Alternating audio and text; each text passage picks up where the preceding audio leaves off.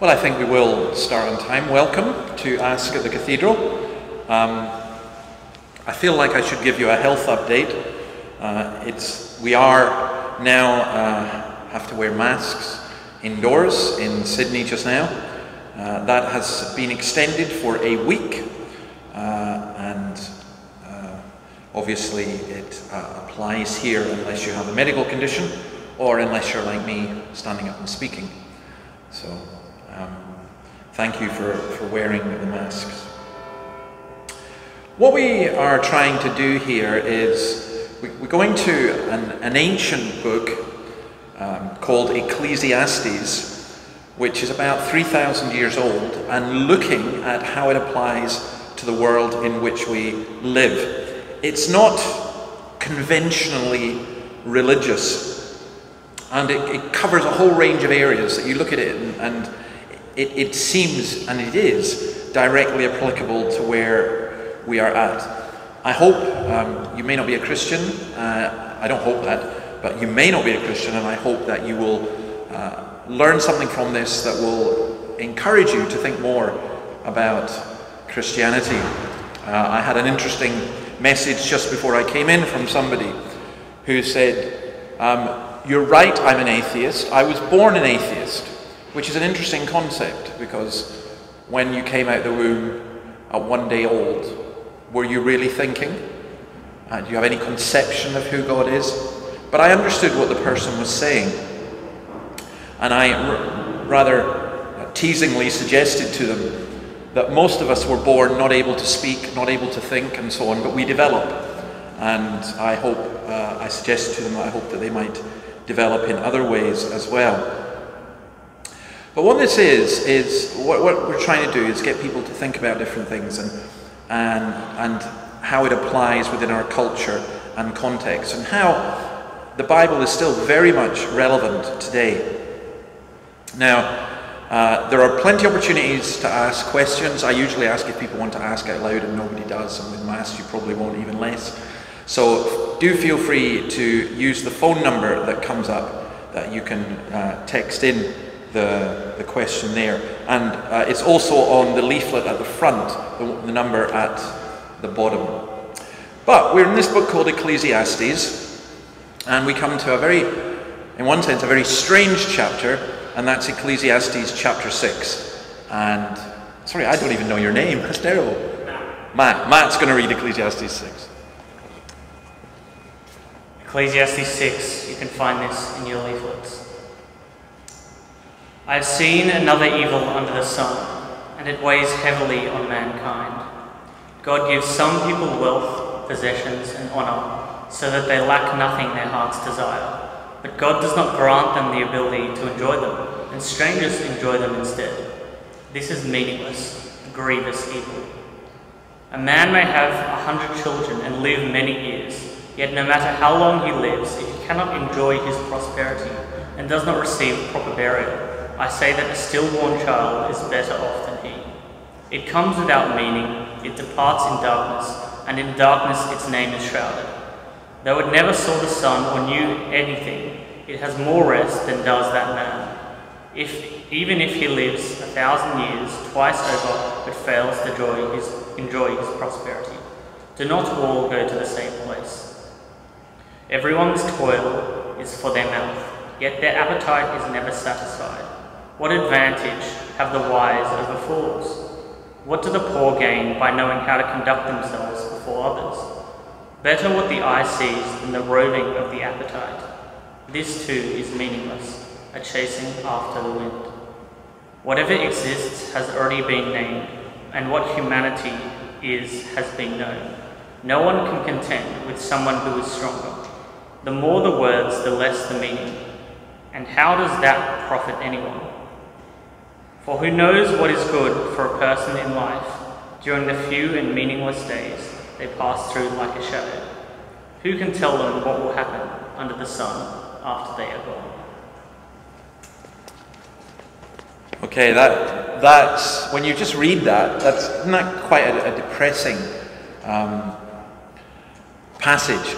It kind of is a depressing passage, but it's not when you look at it, and we are going to examine it. I think verse 12 probably neatly sums it up, where it talks about who knows what is good for a person in life, and they pass through like a shadow. Living in the shadows. I don't know if you've ever felt that somehow life is a little meaningless. Well, that's what he's feeling here. He's talking about living in the shadows. It's what C.S. Lewis calls the Shadowlands. Or for those of you who saw The Matrix, the film The Matrix, just an amazing film. For me it was, because it was only halfway through that I understood what it was about, which was the purpose of it. But in that film, the hero has this basic idea that there's something more to life than what he is experiencing. And that's what this chapter is saying. There's something more to life than what I'm experiencing. The shadows fade. They're real, but they're not real. If you see a shadow, it's because there's something there. I'm not really into zombie movies. I'm too old for that. But there's a kind of, the sort of Walking Dead. Personally, I hate talking to people with masks, because to me you all look like I imagine zombies to look. But yeah, I'm sure you don't look like that. But it's this idea of being just somewhat unreal. So what does he do? He first of all talks about having it all, verses 1 to 6, and he's talking about under the sun. And what he's doing is he's saying, if you look at this from a very limited perspective, the limited perspective of somebody who says, this is all there is, then he says, this is what it looks like. And here are the pictures of wealth that has been given, but the capacity to enjoy it has not. 2 Chronicles, God says to Solomon, since this is your heart's desire, and you've not asked for wealth, riches, or honor, nor for the death of your enemies, and since you've not asked for a long life, but for wisdom and knowledge to govern my people over whom I've made you king, he said, I'll give you it all. There's a man called Stuart Oilat says this: people never seem to learn from the experience of previous generations and continue to look on wealth as the road to satisfaction. Their hopes are always disappointed. And having wealth and not being able to use it properly.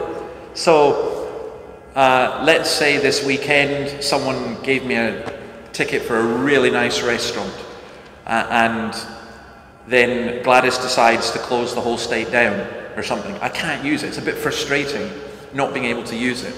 Having wealth but not being able to gain the satisfaction from it. So that's what he's describing here. And there are a lot of wealthy people who are not satisfied. And then there's honor. He has fame to go with his wealth, but he's not able to enjoy the fame. What's the point of having it all if you cannot really enjoy it? William Cowper, the poet, speaks of the toil of dropping buckets into empty wells and growing old in drawing nothing up. And it's a picture, you know, the Greek myth of pushing the stone up the hill, and you push it up the hill and then it comes back down again. You push it up the hill, it comes back down again. That's all that you're doing. And it's just this idea of toil, dropping buckets into empty wells. And then some people say, well, that's okay. You know, I'm not able to enjoy the money and I don't get the honor, but at least I've got family. And verse 3 is quite an extraordinary story. If you have 100 children, I once knew someone who had 26 children, 100 children, that's quite a lot. To be honest, I mean, I love my kids, 3 kids. Personally, I'd be happy to double that number, but 100? No, that's a bit much. But he says, if you have 100 children. Now, long life and many children were considered great blessings in biblical times. And it's strange how that's changed. I remember hearing somebody say, the last thing I want is children. There are people who can't have children, and they are very downhearted about that. But there are people who look upon children basically as an accessory. Whereas in this culture, in the context of the culture of this book, and in the context of most cultures in the world, children are regarded as a blessing. I think possibly the worst insult I was ever paid was I heard somebody say, I have a daughter, Emma Jane, and she's much older now, but then I think she was about 5 or 6 years old. She was a redhead. She's a very bouncy and effervescent person. And she brought joy wherever she went. At least that's what I thought. And this man looked, and when he saw Emma Jane, he said, now I'm reminded about why I don't have children. I thought, what a nasty thing to say. What a horrible thing to say. But children are a great blessing. But then he says, what if you live 2,000 years and you actually don't enjoy the blessings, either of fame or honor or wealth or children? What if you die unmourned and unsatisfied? What's the point of that? It's an extraordinary thing when they talk about a proper burial. I mean, do we care how we're buried? Funeral rituals are extremely interesting in different cultures. Why do we care? If we're just a bunch of chemicals, throw us in a crematorium, let no one attend, it doesn't really matter. But this is why funerals are so important. I ministered in a village in the Highlands of Scotland, and basically if somebody local died, virtually everyone came to the funeral. I remember one time there was a man from London, and we had a funeral, and there was always a procession. And we would walk to the graveyard, which was always a distance from the church, and the men would carry the coffin.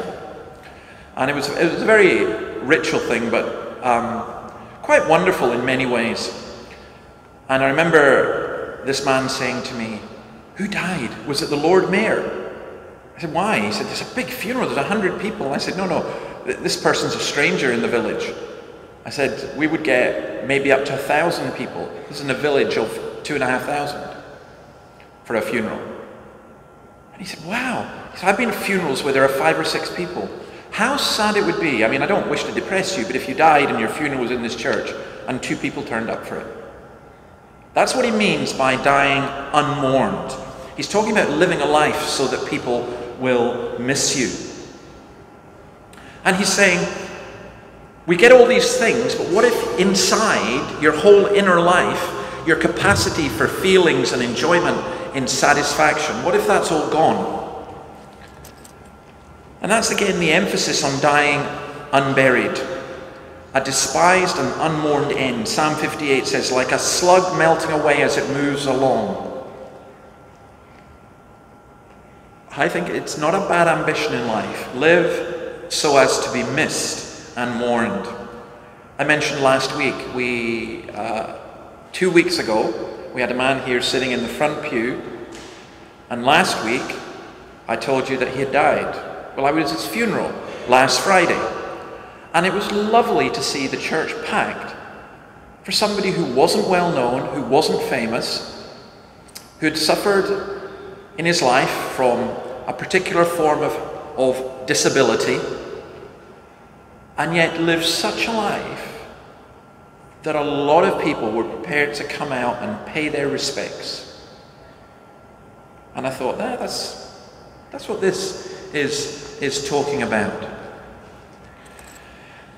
He makes a contrast here, and he's not trying to be harsh. The contrast between the life of the stillborn child and the life of the man who has it all and cannot enjoy it all. Comes without meaning, departs in darkness, and its name is shrouded. But he said at least he doesn't have to live a miserable life on this earth. The one place that's being referred to is what the Hebrews called Sheol, the place of the dead. And what the author is doing is he's thinking things through, and there's some doubt in his mind what happens after we die. You know, sometimes the Bible expresses doubt, and he's saying we go to the place of the dead, but is there life after that? So when you're thinking about it just from under the sun, no, that's it. That's all there is. If there's no afterlife, then the point is that we all go to the same place, no matter what we have done. In other words, not having it all is not enough if you're living in the shadows. And that's why verses 7 to 9, let's look at those just now. Verses 7 to 9 talk about wanting more. Everyone's toil is for their mouth, yet their appetite is never satisfied. I'm a farm boy, and I like breakfast. The part of Lord of the Rings films that I understood was when the hobbits talked about second breakfast, because I used to have second breakfast. You'd go out and you'd work, you'd have breakfast, get up at 5, go and milk the cows, come back at 9 o'clock and have second breakfast. I'm no longer a farm boy, but it's very hard for me not to have second breakfast. I walked across the bridge to come here and went in for a coffee, and I thought, I'd love a ham and cheese croissant or a bacon roll. But no, you've already had your breakfast. Don't have. And what he's saying is, your appetite, it drives you on. He's talking here about feeding. Proverbs 16:26. The laborer's appetite works for him. His hunger drives him on. We work to survive, but as the treadmill goes round, our inner life is less longing for fulfillment and satisfaction is not filled. In other words, we eat, but we're never filled. We're never satisfied. And that's because bread alone does not meet our deepest needs. You need food. Of course you need food. Everyone needs food. But there are lots of other things that we need as well. And we are made for something more. And that's the point of what he's saying here. Their appetite is never satisfied. He's saying we've got a sense of something more. Now we can look for it in art or in music, in creativity. We can look for it in companionship and in family. Many things we can look for it in travel. I was speaking to some people recently who are sort of typical middle-class Australians, because basically they're feeling they don't know what to do, because normally they go abroad for 2 or 3 times in the year. They travel the world. Australians, that's what Australians do, travel the world. But what, instead of going to Italy, you have to go to Newcastle. There are people who think, oh, this is, but actually, even just wandering around traveling, it's not enough, and it's never enough. And so he asks, what's the point of wisdom? He talks about the poor man, what advantage have the wise over fools? What do the poor gain by knowing how to conduct themselves before others? He says, what's the advantage of, how will I put it, good manners? What's the advantage of knowing how to conduct yourself before other people? What's the advantage of thinking? Better what the eye sees than the roving of the appetite.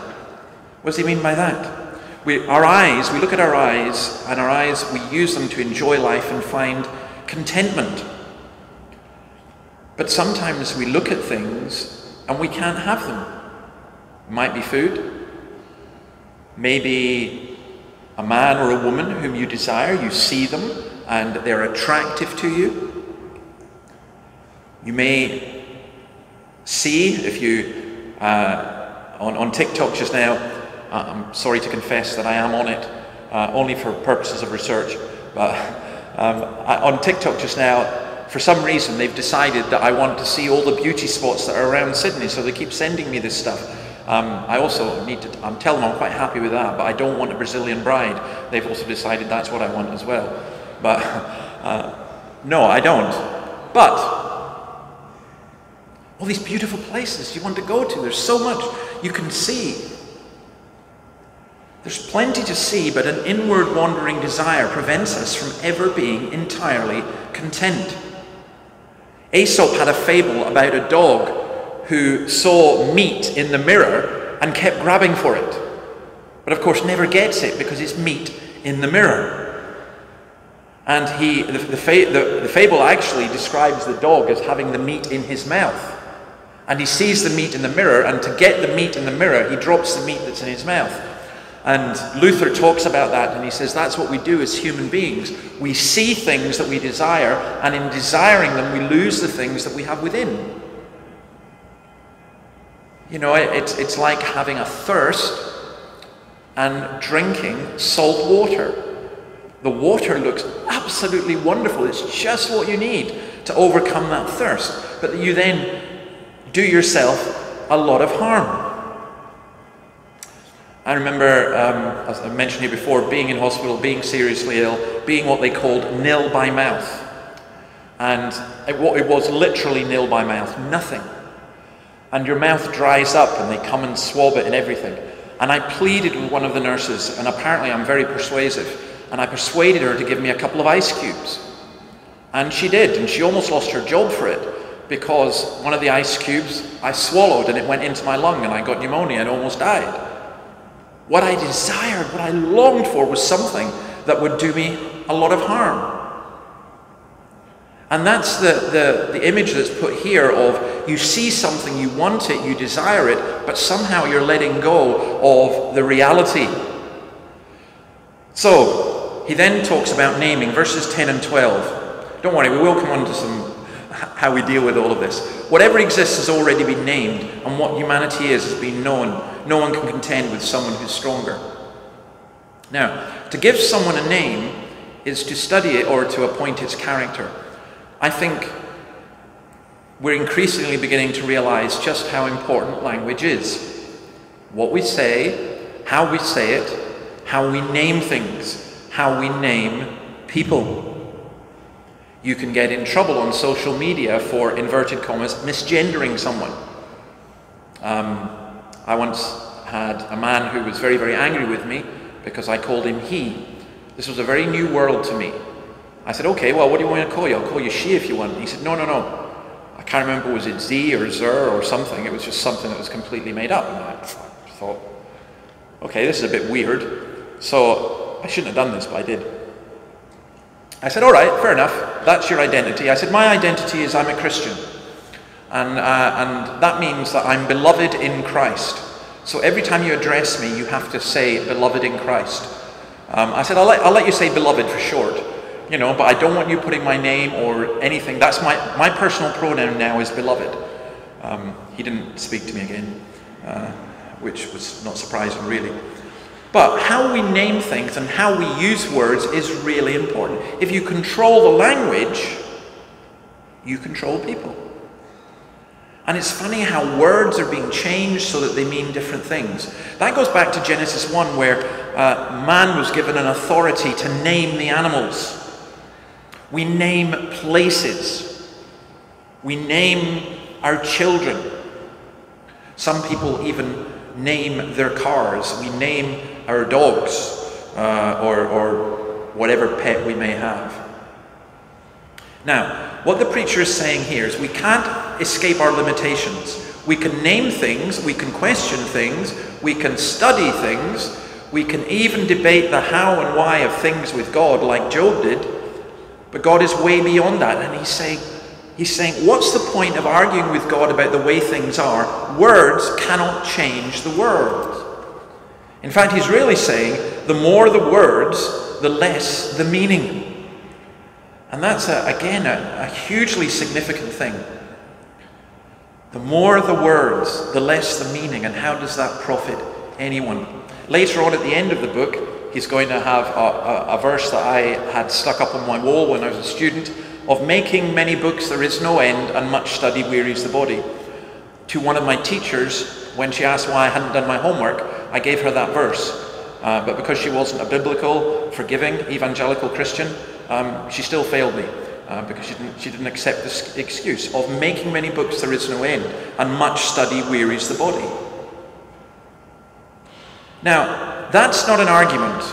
I've heard somebody say, that's why you should preach very short sermons, because the more words, the less meaning. That's not really what he's saying here. What he's saying is this. He's saying that words sometimes add to the futility of life. We chat, we talk, and there's no meaning. Evil men will bow down in the presence of the good, and the wicked to the gate of the righteous, says Proverbs 14:19. So, here's the real question of life then. This is where he's coming up. He's saying, with all of this, with wealth and with money and with family and with honor and with wisdom and with study and with words and with religion and everything, what satisfies? We need something that will be adequate for every day, which will be lifelong, not merely passing, which can cope with the inherent futility of life under the sun and the shortness of life. We need something which brings us meaning and takes us out of the shadows. What is needed is something that will be adequate for every day, the few days that he passes, but which will be lifelong, a man in life. Something which can cope with the enigma of life, the sense of meaninglessness, and yet which give experience and values that are worthwhile, what is good. And the questions here suggest that the generality of people do not discover such a remedy, and people can't easily help. And that's why in Western societies, but not just in Western societies, some guru comes along with the new thing or the latest thing. People look for meaning. I was in Olympic Park on Sunday because I was preaching at a Chinese Presbyterian church, and we went there for coffee afterwards. And it was very busy. And it was a manga conference. Now, I didn't know what a manga conference was, but it was absolutely fascinating. People just playing games and role games, and it was all these adults. Like, we're not talking 5-year-olds. It was all these adults. And they just really get into this lifestyle. It gives them some kind of meaning. I remember in my city back home in Scotland, we had in the centre of town a considerable number of people who are what we called moshers. I don't know if you know what a mosher is. Moshers and goths. Goths, I quite like the goths. They were the guys with the long black coats, the ear piercings, the eyebrow piercings, the black lipstick, and into gothic music, you know, and gothic. But this would be a good place for goths to come. And it was a community, the goth community. I couldn't believe it. I thought, this is amazing. And the mosher community. And it was just loads of young people desiring to belong to a community, to a group, to give them some kind of meaning. And that's what he's asking here. He's saying, is there any human philosophy or religion that can answer this? Is there anyone who can tell us, if there are no absolute values to live for and no practical certainties to plan for, who knows what is good in human existence? Who knows?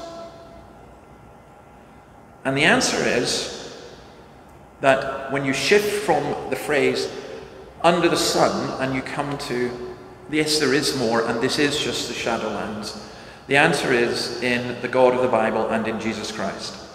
So to answer that question, let me just go through it and then we'll stop, and please feel free to text in questions. I think the number will come up on the screen. Yes, there is an afterlife. It's not just, I wonder what happens. And it's not this vague image of kind of heaven or even hell. It's something that's very, very real. And the Bible tells us that the dead are judged according to what they've done.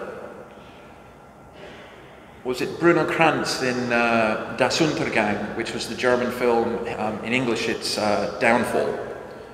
And it was a controversial film because it showed Hitler as a human being who liked dogs and who was kind to women and who was a vegan. But there's some incredible scenes in that film, not just the ones that have been parodied in endless YouTube videos, but where Hitler loses his temper.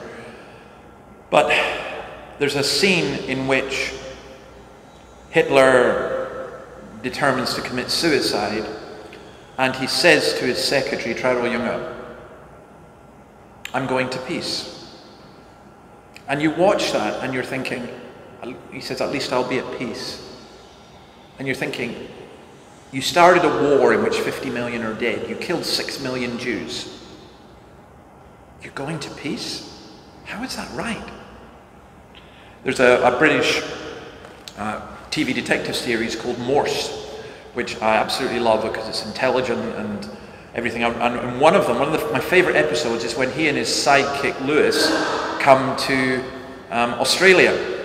And, you know, they're arresting an English murderer in Australia because obviously all English people who come here are criminals, all Scottish people are saints. But no, that's the caricature, but he's arresting. Anyway, this person has been really, really horrible. And at one point, they're out in the outback, it's really, really hot. These two English guys can't cope, you know, they get, you know, British skin disease and all that kind of stuff. And Lewis says to Morse, I don't know where this came from in the script, but Lewis says to Morse, do you believe in hell? And they've been dealing with a particularly horrible, horrible case of child abuse. And Moore says, I don't, but I wish it was real. I really wish it was real. I wish there was a judgment. Because this life is so unfair. I think that was a very interesting and perceptive insight on behalf of the script writer. Yes, there is an afterlife. There is heaven and hell. Yes, there is more to this life. There's more than bread and there's more than materialism. God help you, and I mean that literally, if you think this life is just what you can buy, or just the chemicals that you have. What a miserable, miserable, miserable life. There's much more. Yes, there are words that have meaning and bring life. Words can mean something, and words can change things, and words can be incredibly powerful. In the beginning was the Word. God used words to create the world. God used his words to change the world. I spoke to Professor John Lennox one time, and I'd written a book called The Dawkins Letters, and I don't know anything about science. I'm just interested in it. I'm not a scientist. But I'd used an argument, the argument from design, which he said was great to use. And he said, you know something, David? He said, this is really important. He says, what does it say in John chapter 1? In the beginning was the Word was with God, and the Word was God. What does it say in Genesis chapter 1? God spoke and things came into being. He said, why do you speak? It's to impart information. He said, now we know incontrovertibly in science that everything is information. Everything has a code. Your DNA stretches all the way to the moon and back. In fact, some argue within the DNA, if you replicate that, you could actually go all the way to Pluto and back. The stuff of which you are made. But it's information. It's 4 letters. And here's the astonishing thing. There are 7 billion people in this world, and not one of them has the same sequential code as your DNA. That's why when we go back to crime scenes and so on, it's better than fingerprinting. Your fingerprints are unique. Each snowflake is unique, but your DNA is unique. It's extraordinary, and that's information that's being put in. I have this phone here. When I put on my music, you might be astonished at what incredibly good taste I have, or you might be horrified. But it doesn't just randomly appear. I put it on random. It's still not random. Why? Because it's been programmed. Because there's information. And God spoke and life came into being. So yes, words can have meaning and words can bring life, and even the words that I'm saying here can provoke and stimulate and change, and God can use in your life. Yes, we can know and we can name, we can understand and we can grow. But only when we see knowledge in the light of it being God's Word.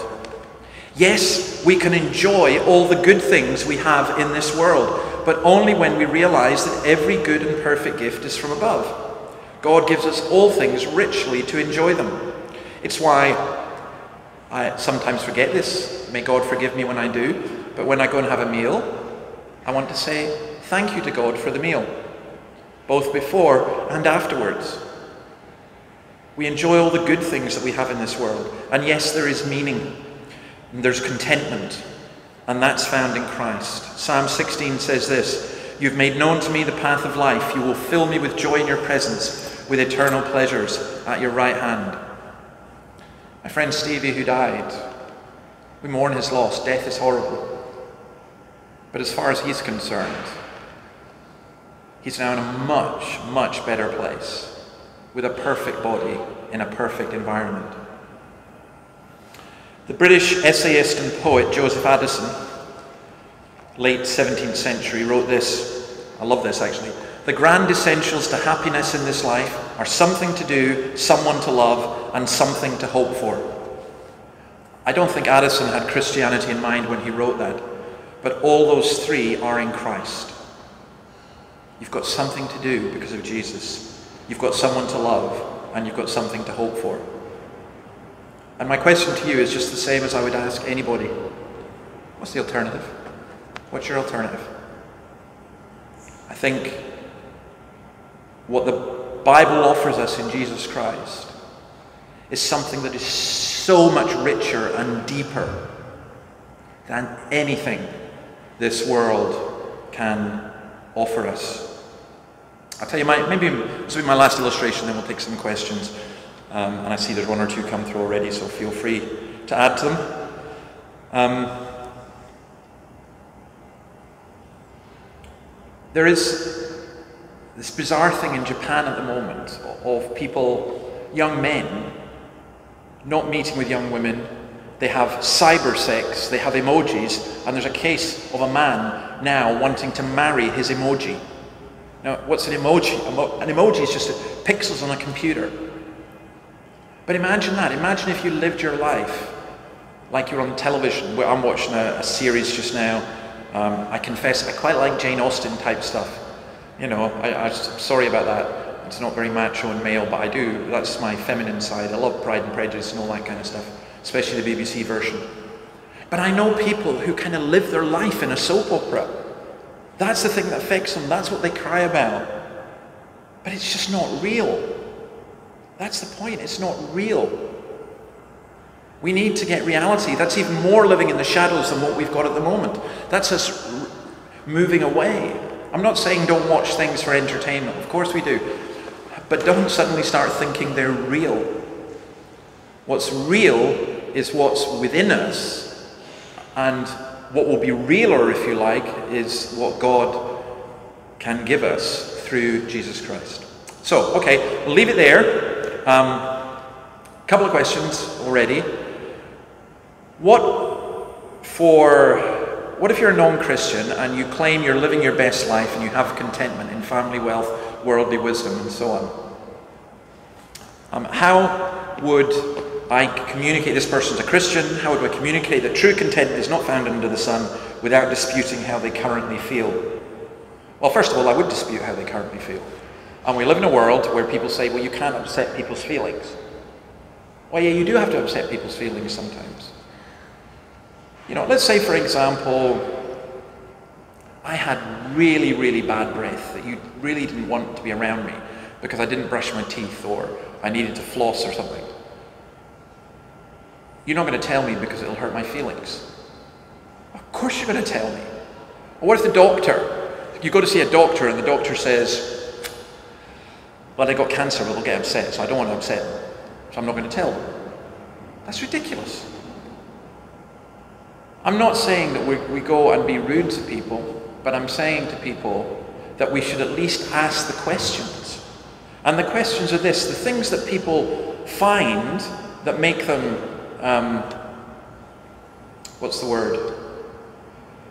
content and happy. I don't deny that people are content at a certain level. But what if those things get taken away? As they will be. Where's the contentment then? Do you have the kind of contentment that Paul says, I've learned the secret of being content in any and every situation?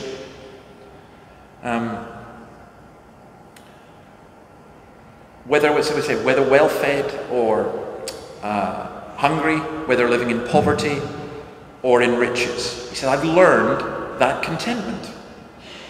Well, do we have that kind of contentment and peace? So I do want to put a pebble in your shoe. If you're thinking, no, this life is all there is and I'm quite happy, don't bother me. There's more to life. There's much more to life. Another question. Okay, this is, I'll paraphrase this a little bit. Obviously, on television or on the internet, cyber relationships, there's an unreality about that. And what I was saying was there's an unreality. There's more of a reality in our current reality, but it's still the Shadowlands. But then how do we know what's the truth? How do we know what is the truth? If we don't directly experience the truth just now, how do we know it? That's a really, really good question. And time is almost gone, so I'm tempted not to answer it. I think you learn truth. I think you discover truth. I think as you go on in life, you discover more. And I think one of the important things is, in our culture, in Western culture right now, people keep getting told, discover yourself, find yourself. And that's not entirely wrong. But there's that ultimate truth that's not in you, that's outside of yourself.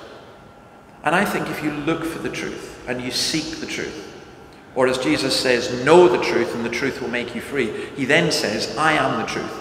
So the truth is found in Jesus Christ. Do you know, I've been reading the story of John Newton, which is just an unbelievable story. And yet it's true. And at the end of his life, as he was convicted more and more of what he'd done in his earlier life as a slave trader and how he'd lived, I think this was actually put on his gravestone. He said, I know very little. Newton had enormous reading. He could read Latin and Greek and Hebrew, and he read a considerable amount. He became a well-known Anglican pastor. Of course, wrote many hymns, including Amazing Grace. But at the end of his life, he said, I know only this, that I am a great sinner and that Jesus is a great Saviour. And his need and Christ meeting his need was what he saw. And I would say the same thing. I think there are lots of questions, there are lots of issues that even arise out of a passage like this. But at the end of the day, I'm coming and I'm saying, in Pascal's wager, I'm betting my life, I'm putting my life on Jesus Christ, because he is the truth. Right, folks, it's almost 1 o'clock, it's time to go. We will be here next week, and I think that will probably be the last one for the winter, and then if you've got any ideas and suggestions, feel free to come back to me. But we are going to stick with Ecclesiastes because it is wonderful, and Ecclesiastes chapter 7 next week. I've entitled it, for those of you who are Wayne's World aficionados, Party On. And if you don't know what I'm talking about, good for you. But come next week and you will find out. See you next week.